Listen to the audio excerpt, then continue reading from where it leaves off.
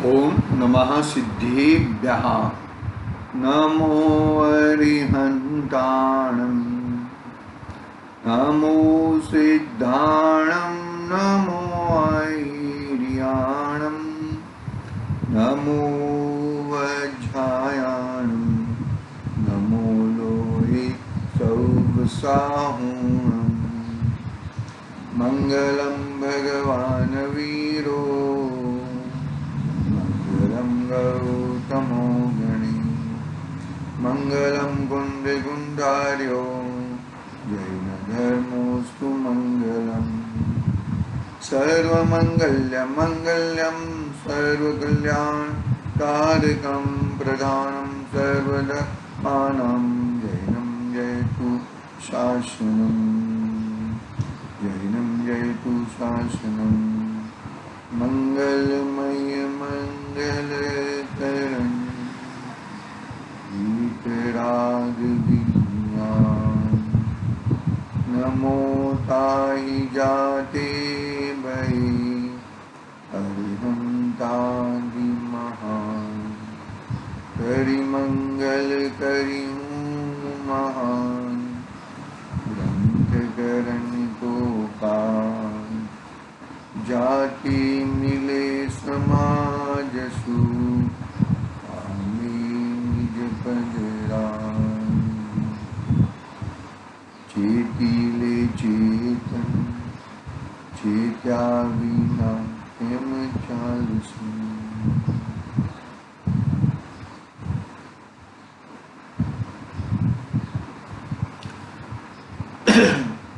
आज श्री मोक्ष मार्ग प्रकाशक नामक महान ग्रंथ है, आचार्य कल्प पंडित प्रवरमल साहब द्वारा रचित। आचार्य न होते हुए भी आचार्य कल्प की, जिन्हें हुद्दो मिलता है, हुद्दा कहते हैं ना, क्या बोलते हैं उसको, कितने महान होंगे वो पंडित जी साहब। अपना तीन गुरु आचार्य, उपाध्याय और सर्व साधु, उनका सामान्य स्वरूप चल रहा था। जो स्टार्टिंग में बता दिया कि विरागी होकर समस्त परिग्रहों का त्याग कर कर और शुद्धोपयोग रूप मुनि धर्म अंगीकार करके अंतरंग में तो उस शुद्धोपयोग द्वारा अपने को आप रूप अनुभवते हैं, पर द्रव्य में अहम बुद्धि धारण नहीं करते, तथा अपने ज्ञानादिक स्वभाव को अपना मानते हैं। ज्ञान स्वभाव मेरा है, मैं ज्ञान स्वभावी हूँ, उसको अपना मानते हैं, पर भावों में ममत्व नहीं करते। संयोग है, यहाँ पे तो भावों की बात कर दी, तो संयोगों को छूटता नहीं है, नो कर्मों में छूटता नहीं है, भावों में कैसे छूटेगा। नो कर्मों में अहम बुद्धि, ममत्व बुद्धि, कर्तृत्व बुद्धि, भोगत्व बुद्धि करता रहता है, तो भावों में से छूटना बहुत ही भारी काम है भाई, याद रखना ही चीज, बरोबर है।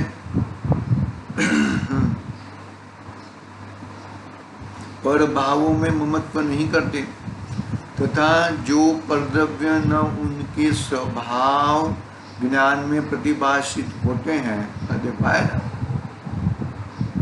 तथा जो परद्रव्य व उनके स्वभाव ज्ञान, परद्रव्य यानी कि संयोग और उनका स्वभाव। संयोग में डायरेक्ट पहले नो कर्म में शरीर आदि, शरीर को परद्रव्य और उसका स्वभाव, वो गिलना सड़ना, जो भी है वो होता है ना, उनके स्वभाव ज्ञान में प्रतिभाषित होते हैं, उन्हें जानते हैं, उन्हें जानते तो हैं, परंतु बहुत अच्छी बात करने वाले, परंतु कहकर अलग ही बात करने वाले हैं, परंतु इष्ट अनिष्ट मानकर उनमें राग द्वेष नहीं करते। ये अच्छे हैं, ये बुरे हैं, ऐसा मानकर राग द्वेष नहीं करते। शरीर की अनेक अवस्थाएं होती हैं, बाह्य नाना निमित्त बनते हैं, परंतु वहाँ कुछ भी सुख दुख नहीं मानते। शरीर की अनेक अवस्थाएं होती हैं, बाह्य नाना निमित्त बनते हैं, परंतु वहाँ कुछ भी सुख दुख नहीं मानते, तथा अपने योग्य बाह्य क्रिया जैसे बनती है वैसे बनती है। एक तो परद्रव्य को और उसके स्वभाव को बरोबर जानते हैं, बरोबर है। इसमें जानते तो हैं, लेकिन क्या नहीं करते, इष्टनिष्ठ बुद्धि नहीं करते। फिर ये पर्याय को पीछे धकेल दूं, इसको आगे ला दूं। होता है ना, हम लाइन में खड़े हैं, ये कब जाएगा, कब पूरा होएगा, कब पूरा होएगा, लेकिन पूरा होके जाएगा भाई, तब पूरा नंबर आएगा। फिर मैं उसके आगे चला जाता हूँ, वो कर देता हूँ, वो कर देता हूँ। मतलब कहने का भावार्थ यहाँ पर पंडित जी क्या कहना चाहते हैं कि कोई भी पर्याय को तुम आगे पीछे खींचकर तान कर आगे पीछे ला दो, ऐसी व्यवस्था नहीं होती। देखो क्या कहा, खींचकर उनको नहीं करते, तथा अपने उपयोग को बहुत नहीं भमाते। उपयोग को भमाते नहीं है, खींचकर तो कर सकते नहीं है, लेकिन इसका ऐसा हो जाए, इसका वैसा हो जाए, ये फलाना हो जाए, इसका वो हो जाए, ऐसा उपयोग को भी बहुत भमाते नहीं, बहुत नहीं भमाते। अरे थोड़ा उपयोग घूमता है, वो बात सही है, लेकिन कहाँ पे घुमाते हैं, अपने स्वार्थ के। अपने स्वार्थ क्या है, मोक्ष का प्रयोजन, सुखी होने का प्रयोजन, यानी कि कहाँ पर, अपने आत्म स्वभाव। देखो भाई, ग्रंथ कौन सा भी होने दो, बात तो वितरागता की और अपने सुख की ही निकलेगी। और सुख कहाँ पर है, सुख अपने आत्म स्वभाव में, सुख अपने में है, स्वयं में है, वो सुख अपने में है भैया।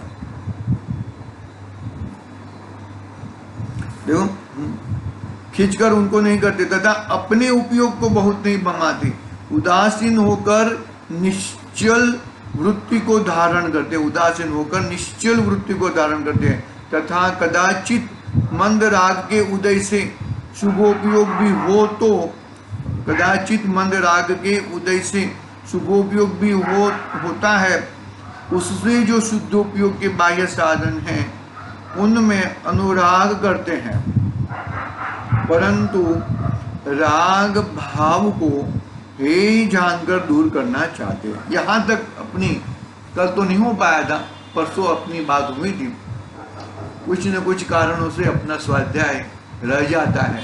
मतलब स्वाध्याय तो होता है, लेकिन ये अपना जो इस तरह का लाइव स्वाध्याय आप लोगों को थोड़ा अटक जाता होगा ना, कोई बात नहीं, खुद स्वाध्याय करना सीखना चाहिए, खुद स्वाध्याय करना ही चाहिए। ये तो सुनना, पढ़ना, पढ़ाना, वो तो अपने स्वभाव के नजदीक जाने के लिए है।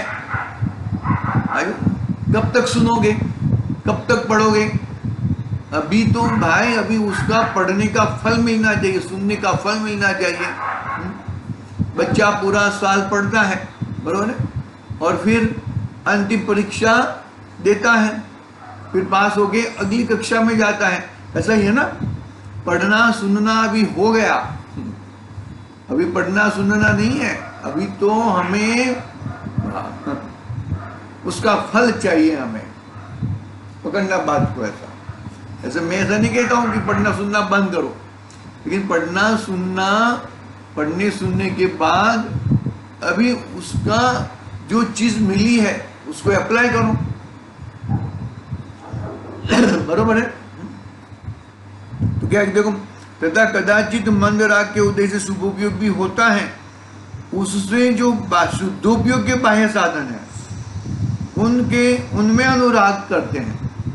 शुद्धोपयोग के बाह्य साधन क्या है? वांचना, पढ़ना, स्वाध्याय करना, शुद्धोपयोग की बाह्य साधना, भेद विज्ञान करना, तत्व चिंतन करना, तत्व निर्णय करना। आएगा समझ में? ऐसे नहीं बातें चलो दो दो बातें करते रहते हैं, ऐसा नहीं। ये शुद्धोपयोग के बाह्य साधन हैं, उनमें अनुराग करते हैं, परंतु उस राग भाव को हे जानकर दूर करना चाहते हैं, उस राग भाव को हे जानकर दूर करना चाहते हैं। तथा तीव्र कषाय के उदय का अभाव होने से हिंसादि रूप अशुभोपयोग परिणति का अस्तित्व ही नहीं रहा है, तथा ऐसी अंतरंग अवस्था होने पर बाह्य दिगंबर सौम्य मुद्राधारी हुए हैं। देखो शुद्धोपयोग के साधन बरोबर, बाह्य साधन क्या है? बाह्य साधन, अंतरंग साधन तो आत्मा ही है भैया, अपनी चीज में बस मस्त रहना। लेकिन बाह्य साधन में क्या क्या लिया? पकड़ना बात को अच्छी तरह शांति से जड़ा, तत्व निर्णय, तत्व चिंतन। तत्व का कौन सा तत्व? सात तत्वों में छुपी हुई चैतन्य ज्योति, वो मैं हूं, बराबर बोलिया। फिर आगे, परंतु उस राग भाव को हे जानकर, कौन सा राग भाव को? शुद्धोपयोग में, अरे वाह, शुद्धोपयोग में आने वाला शुभोपयोग में, शुभोपयोग रूप राग, शुभोपयोग रूप राग, परंतु उस राग, कौन सा? मंद राग के उदय से शुभोपयोग भी होता है, तो उस राग को हे जानकर दूर करना चाहते हैं।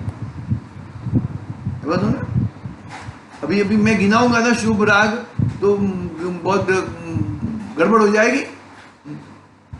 आई बात?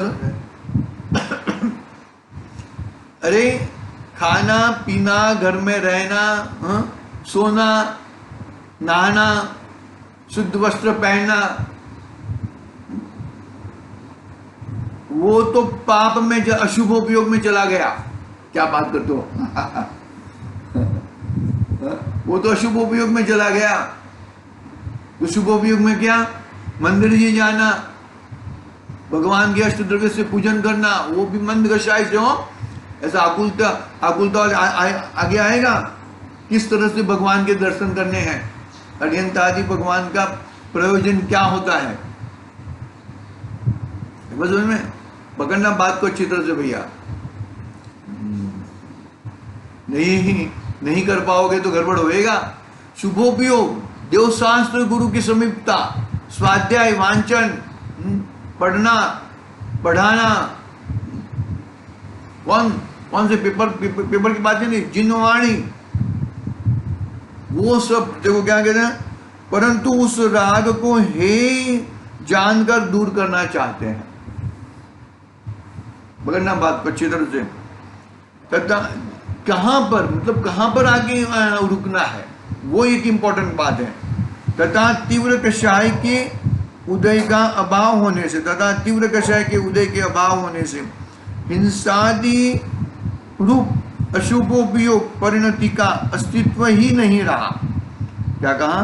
तीव्र कषाय के उदय का अभाव होने से हिंसादि रूप अशुभोपयोग का परिणति का अस्तित्व ही नहीं रहा, तथा ऐसी अंतरंग अवस्था होने पर बाह्य दिगंबर सौम्य मुद्रा हुई है।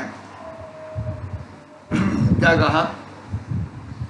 तथा ऐसी अंतरंग, कैसी अंतरंग? अशुभोपयोग का तो स्थान ही नहीं है, शुभोपयोग में खिंचतानी नहीं है, शुभोपयोग हे ही रूप वर्तते हैं। ऐसी अंतरंग अवस्था होने पर बाह्य दिगंबर स्वरूप, किसका स्वरूप चल रहा है? आचार्य उपाध्याय स्वरूप, साधु का स्वरूप चल रहा है ना, सामान्य स्वरूप। ऐसी अंतरंग अवस्था होने पर बाह्य दिगंबर सौम्य मुद्राधारी हुए हैं, शरीर को संवारना आदि विक्रियाओं से रहित हुए हैं। क्या बात है भाई, बहुत ही कड़क बात है। शरीर का संवारना आदि विक्रियाओं से रहित हुए हैं, वन खंड आदि में वास करते हैं। किसमें वास करते हैं? वन खंड आदि में वास करते हैं। 28 मूल गुणों का अखंडित पालन करते हैं, 28 मूल गुणों का अखंडित पालन करते हैं। 22 परिचयों को सहन करते हैं। 28 मूल गुण कौन कौन से मालूम है?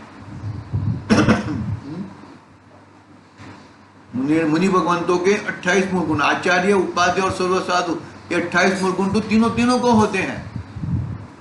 25 गुण विशेष रहते हैं उपाध्याय जी के और 36 गुण विशेष रहते हैं आचार्य श्री के, बराबर है। लेकिन 28 मूल गुण में क्या है? 28 मूल गुण धारी तीन मुनिराज हैं, आचार्य, उपाध्याय, सर्व साधु। तो 28 मूल गुण में क्या है? 5 महाव्रत, हिंसादि महाव्रत, मतलब अहिंसा, हिंसा का त्याग, ऐसा अहिंसादि महाव्रत, बराबर है। 5 इंद्रिय विजय और 5 समिति। 5 इंद्रिय कौन सी? स्पर्श इंद्रिय, रसना इंद्रिय, घ्राण इंद्रिय, ऐसा 5 इंद्रियों के ऊपर विजय प्राप्त करते हैं और 5 समिति पूर्वक अपना जीवन रहता है। 3 पंजा हो गया। फिर 6 आवश्यक, मुनिराज के 6 आवश्यक होते हैं और 7 विशेष, केश लोचन करना, कुछ रात्रि में, कुछ अंतिम प्रहर में एक पासे पे सोना, खड़े खड़े अपने हस्तकमल में, एक बार नीरस भोजन लेना, अंतराय का त्याग पूर्वक, और वो भी मैक्सिमम 32 ग्लास का है पानी के साथ।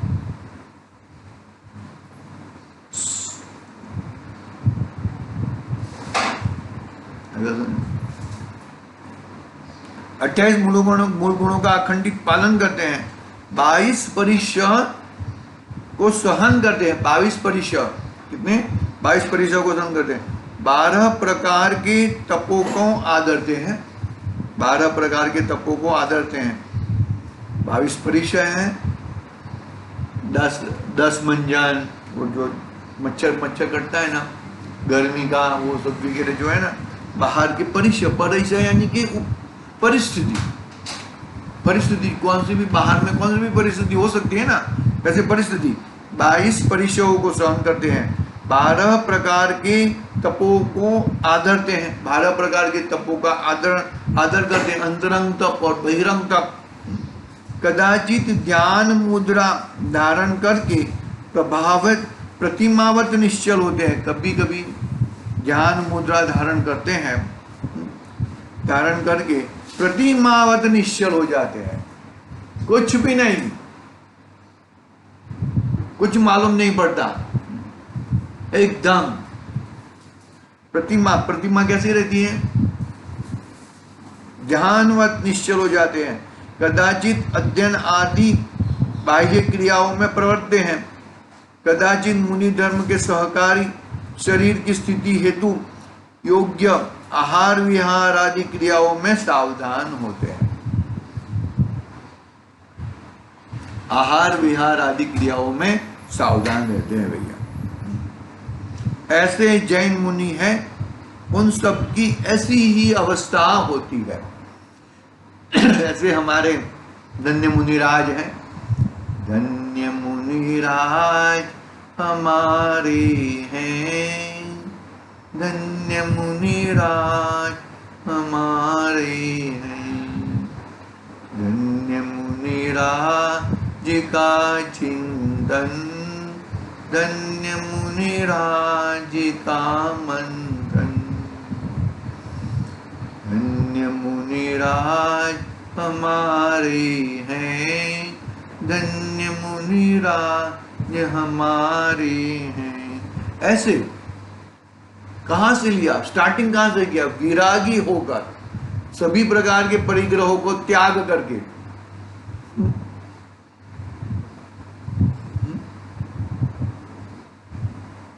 तो बाह्य और अंतरिंग साधन क्या? सिद्धोपयोग द्वारा।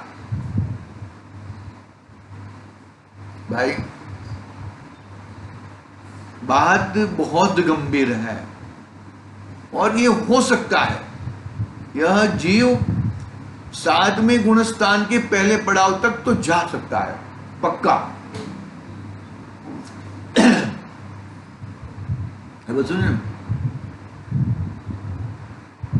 प्रमथ है ना, प्रमथ गुणस्थान छठा गुणस्थान गिरने का गुणस्थान है, और अप्रमथ में दो पड़ाव होते हैं। नाम देश नहीं कुछ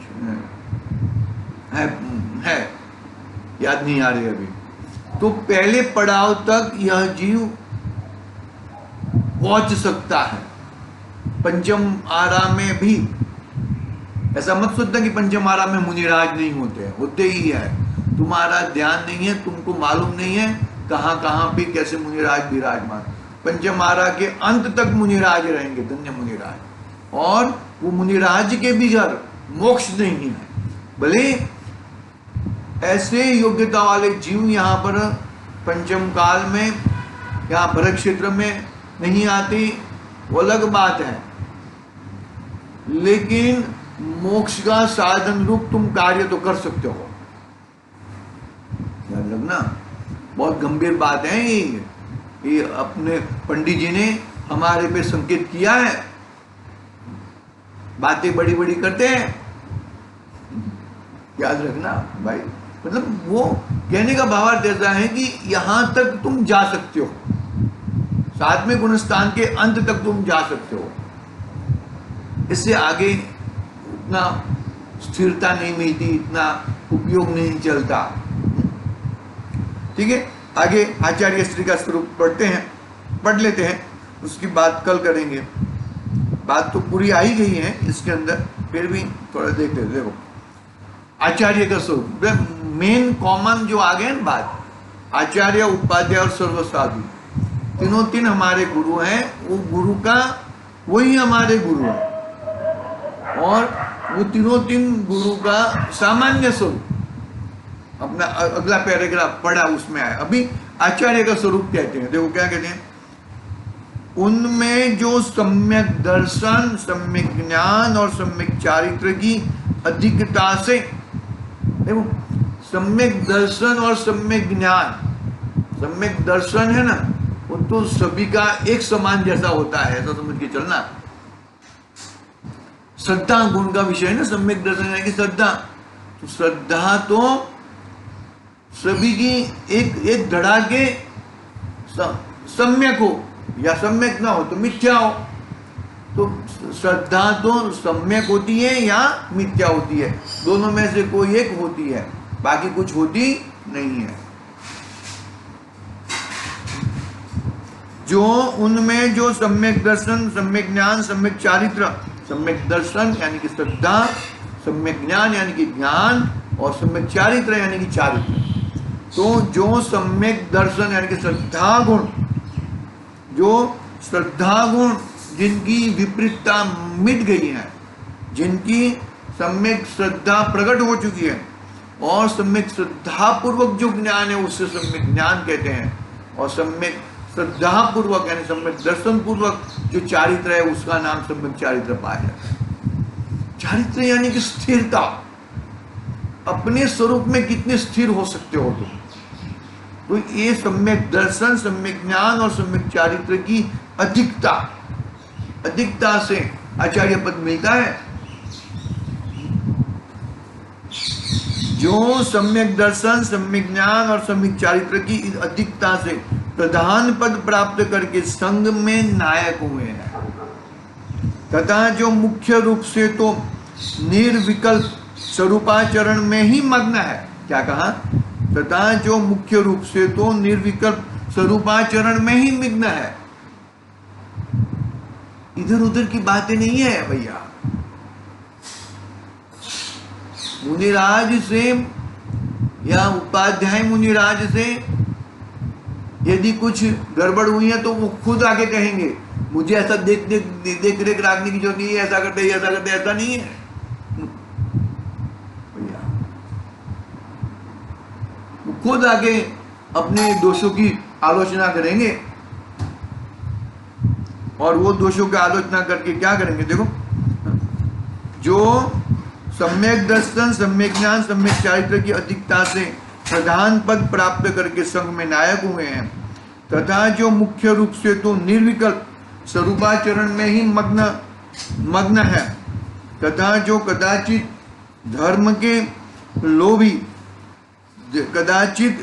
के लोभी अन्य जीव याचक उनको देखकर राग के अंश के उदय से करुणा बुद्धि हो तो उनको धर्मोपदेश देते हैं। ऐसा नहीं रहता है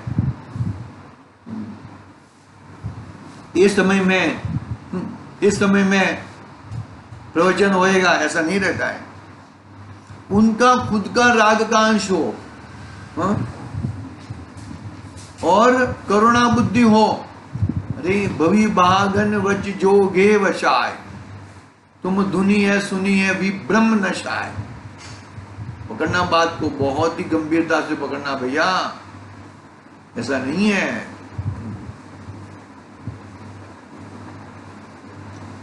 कदाचित धर्म के लोभी अन्य जीव याचक को देखकर राग के अंश के उदय से करुणा बुद्धि हो तो उनको धर्मोपदेश देते हैं। जो दीक्षा ग्राहक हैं उनको दीक्षा देते हैं। जो अपने दोषों को प्रकट करते हैं उनको प्रायश्चित विधि से शुद्ध करते हैं। क्या करते हैं? जो अपने दोषों को प्रकट करते हैं उनको प्रायश्चित विधि से शुद्ध करते हैं। ऐसा आचरण कराने वाले,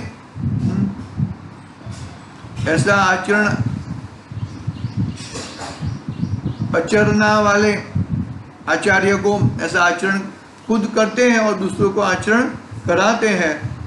हाँ, एक मिनट, हाँ, खुद करते हैं और दूसरों को करवाते भी हैं। आचरणा यानी कि कचरना और दूसरों को चरवाना, मतलब वो ऐसे आचरण करना और करवाने वाले आचार्य को हमारा नमस्कार हो। ऐसे आचार्य देव का नमस्कार हुआ। फिर उपाध्याय और साधु परमिष्टि की बात कल करेंगे और फिर उनका पूज्यत्व का कारण है। आचार्य देव की समझ में आ गई ना? किसी को भी दीक्षा नहीं दे देते। जो दीक्षा ग्राहक है उनको दीक्षा देते हैं। जो उनकी परीक्षा किस तरह से परीक्षा करते हैं, बहुत ही गंभीरता से भैया विचारना। ये चीज ऐसी नहीं है, इस तरह का कोई जीवन नहीं है।